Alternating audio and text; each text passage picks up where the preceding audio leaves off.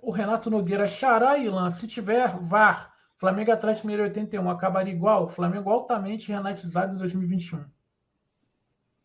Eu lembro bem desse jogo aí, Flamengo e Atlético no Maracanã, né?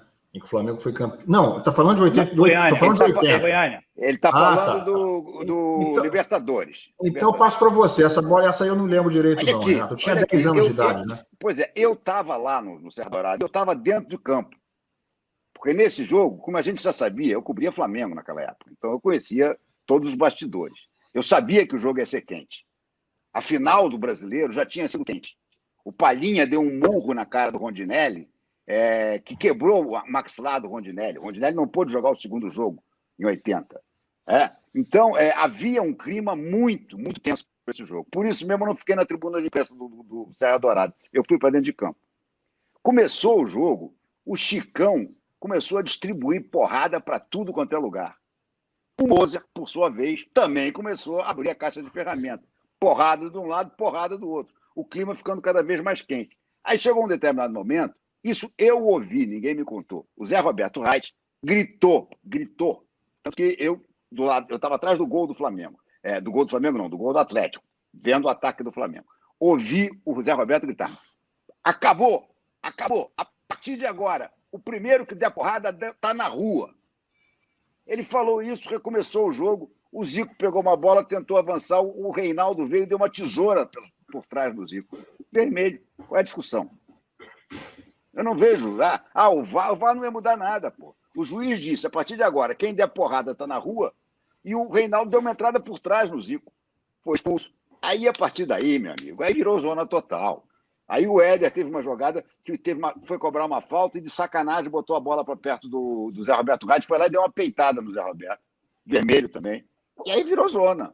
O Atlético foi empilhando as expulsões até não ter mais número suficiente, na esperança de depois anular o jogo e forçar um terceiro jogo, coisa que não aconteceu. Então, esse papo de que foi o Zé Roberto, porra nenhuma.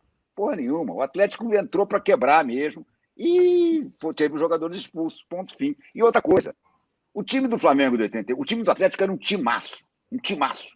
Era João Leite no gol, tinha Éder, tinha Cerezo, tinha Reinaldo, tinha Palhinha, era um timaço. Mas era inferior ao do Flamengo, que era o melhor time do Flamengo de todos os tempos. Tanto que, depois daquele episódio de 81, lá de Goiânia, o Flamengo ganha a Libertadores, o Flamengo ganha o Mundial e o Flamengo ganha os campeonatos brasileiros de 82 e de 83. Aí eu pergunto, e o Atlético, o que ele ganhou nesse período? Nada.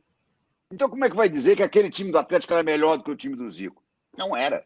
Era um timaço, mas era inferior.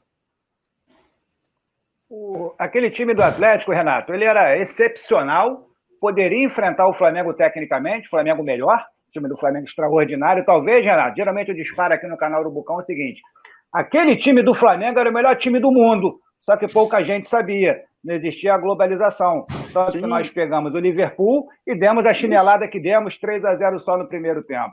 Os atleticanos esperniam... Diga, pode falar. Não, ele era o melhor time do mundo mesmo. E não é só por causa do Liverpool, não. Esse time do Zico viajou, naquela época, eram torneios relativamente importantes. Tereza Herrera, Juan Gamper, Ramon de Carranza, que eram os torneios de pré-temporada, que jogava Real Madrid, jogava Barcelona. Esse time do Flamengo ganhou de todo mundo. Ganhava de todo mundo. E mais do que isso, era a base da seleção brasileira de 82, que era melhor que todas elas também. Chegou lá favoritíssimo. Entendeu? Então, porra, como é que tem dúvida em relação a isso? Era uma máquina de jogar futebol. O Atlético tinha um belíssimo time, mas era inferior ao Flamengo, como todos os outros times do mundo naquela época eram.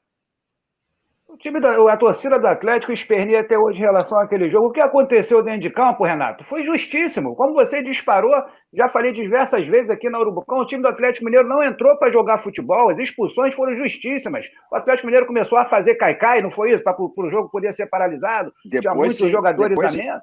Pô, eu não consigo entender que a torcida do Atlético tanto reclama. O que fica esquisito para mim, Renato, naquela época eu era um bebê, eu tinha 1 ano de idade, mas estudando eu conheço a história. O YouTube é uma invenção maravilhosa. É só você digitar no YouTube que tu assiste esse jogo inteiro através da plataforma, né?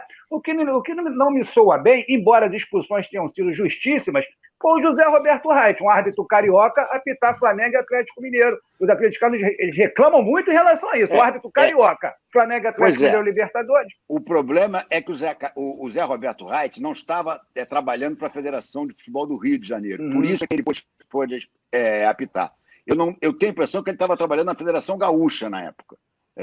Mas ele não estava na Federação do Rio. Por isso é que disseram, não, o Zé Roberto não está na Federação do Rio, então ele pode apitar. Mas aí gera toda essa confusão, essa história toda. Mas, enfim, deixa eu falar, entendeu? Eu quero ver se E o Reit, para quem não sabe, não é Flamengo, né? Fluminense. Está longe de ser Flamengo. O Reit e o Ilan já foram vistos várias vezes ali do lado da Young Flu, essas coisas todas. Direto. É Reit, Ilan e Zinho. São os 3 tricolores. Quem?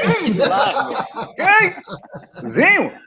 O Zinho, pô, isso aí, meu amigo, vai para o estádio coberto de pó de arroz.